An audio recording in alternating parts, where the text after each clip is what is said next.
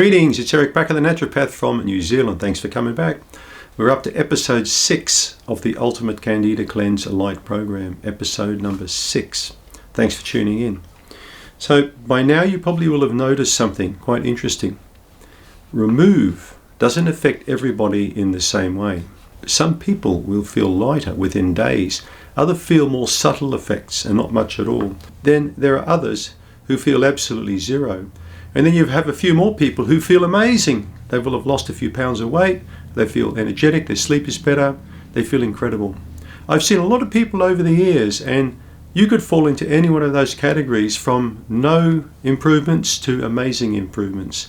So please don't despair if you fall into these categories. What about if you've got irritable bowel syndrome, or if you're very fragile, if you've got a lot of food allergies and you react to things all the time and you just don't seem to be getting anywhere with my advice at all?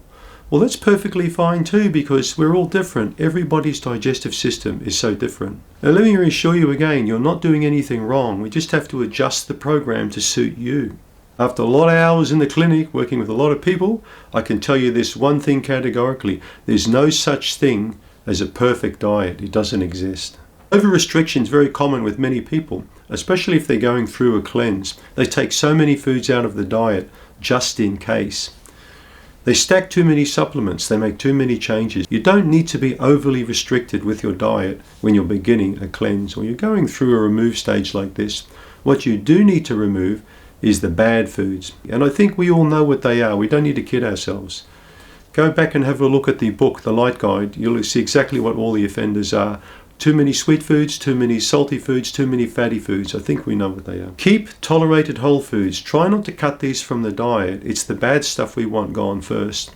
Remember, we're in the remove stage, so we need to take the top tier junk out first. Don't tighten the whole foods section of your diet up too much. If the foods feel neutral or calming to you and they don't overly react to you, just keep them in there. Just be mindful of your portion sizes. But Eric, my guts are very sensitive. I react to lots of things. Well, I'm hearing you, but listen. Fewer ingredients per meal, simple meals, simple cooking methods, predictable chewing patterns, taking your time with eating foods without a screen right there, and slower chewing.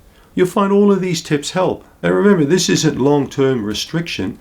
It's just a short-term oversimplification of your diet. That's what we're aiming for. So we've got 3 reductions here. Reduction in digestive workload, reduction in food decision fatigue, so you don't have to worry too much about all the different foods that you should or shouldn't be eating, and also a reduction in your nervous system activation, so your gut's not going to be overly reacting to certain types of foods. And gentle bowel support or supplementation through this stage works quite well. If you need a tiny bit more magnesium powder here or there, I'm perfectly fine by that after the 7 to 10 days.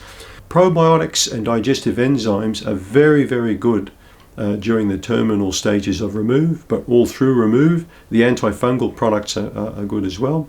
Have a think about the yeast fix formulations. They work quite well here, the active enzymes and the daily probiotic. And of course, the supplements are optional and supportive. They're not mandatory. Food works quite well, but supplements really help to facilitate this process. Now let's talk about gut microbiome support during this stage here.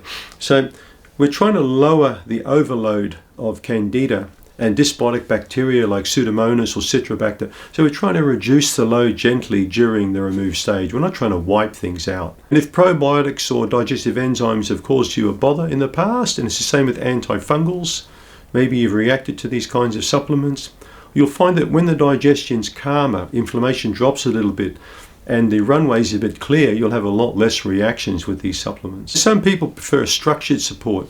You know, they're looking more at a restore, gut restoration, rather than attack mode. This is why I called our 3 key products the Gut Restore Kit for this very reason, because we want to restore digestion gently. We don't want to attack Candida. What are some of the signs that you're personalizing remove really well and it's working for you in your favor?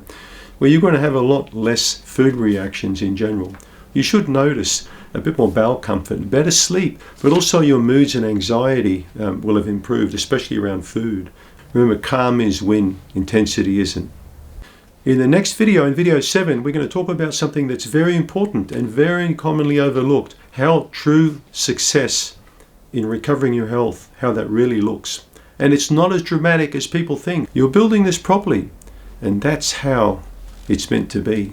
Because what we're looking for is gut stability, and with gut stability comes health stability that builds over a long period of time. We're looking for a gradual decline in chronic symptoms we may have had for weeks or months or years.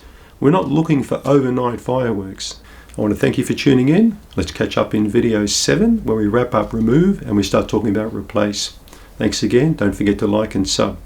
Thank you.